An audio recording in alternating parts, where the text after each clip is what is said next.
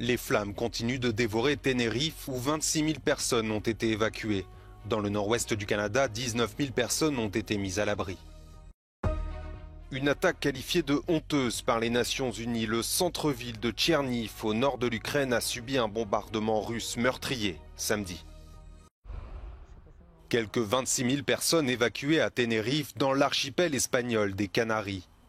Un vaste incendie s'y est déclenché dans une partie montagneuse du nord-est de l'île et se propage en raison de conditions météorologiques particulièrement difficiles, avec des vents forts et des températures plus élevées qu'attendues.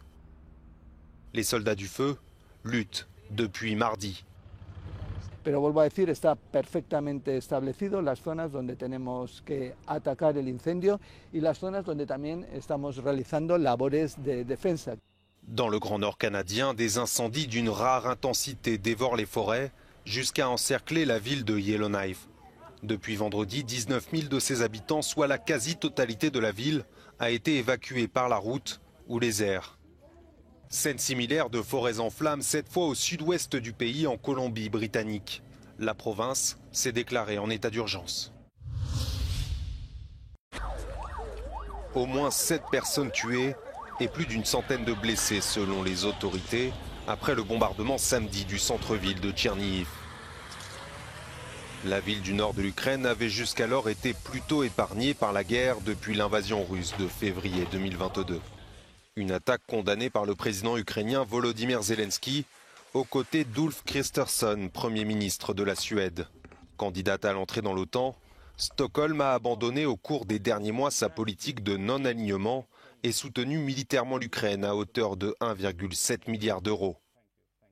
De son côté, Vladimir Poutine a présidé une réunion avec les généraux chargés de l'opération militaire en Ukraine à Rostov-sur-le-Don, ville du sud de la Russie, proche de la frontière. Ce samedi matin, l'armée russe a affirmé avoir éliminé 150 soldats ukrainiens sur le Dniepr au sud, où Kiev tente de percer les défenses de Moscou. Une délégation des États ouest-africains est arrivée à Niamey au Niger samedi après-midi. Objectif, trouver une issue pacifique avec les putschistes et rencontrer le président Bazoum destitué fin juillet. En parallèle, la CEDEAO se dit prête à engager une intervention armée pour rétablir l'ordre constitutionnel.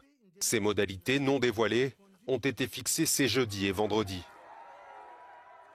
Comme une réponse, ils sont des milliers à Niamey à faire la queue pour s'engager en tant que combattants volontaires sous les ordres de la junte. Je vais soutenir vraiment nos militaires, raison pour laquelle je me suis lancé dans ce combat. Je suis là pour le recrutement parce que je peux être un bon militaire pour mon pays.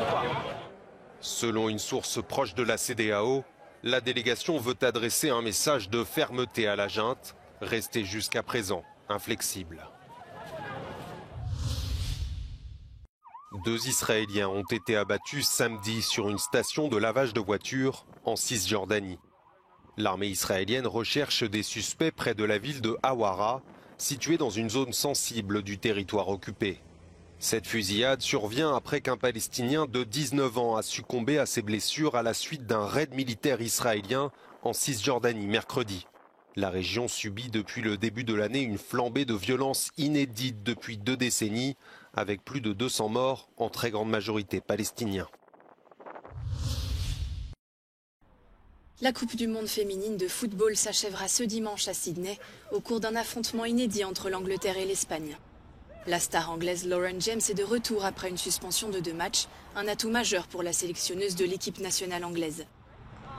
Tout comme l'Angleterre, la Roja espagnole tentera de remporter le premier titre de son histoire en Coupe du monde. Mais quel que soit le résultat, l'Europe met fin à 16 ans de disette en matière de Coupe du monde féminine, l'Allemagne ayant remporté le trophée en 2007. Well, it wasn't the final that the locals dreamt of, but still plenty of interest ahead of women's football's showpiece event. For England and Spain, this is uncharted territory. Neither side have been to this stage of the competition before. La Roja have had off-the-field issues to contend with, whilst the Lionesses will be looking to go one step further following that European Championships victory last summer. 80,000 fans will be at Stadium Australia for this one. Either way, they will be witnessing football history. Sam Ashu for Euronews in Sydney.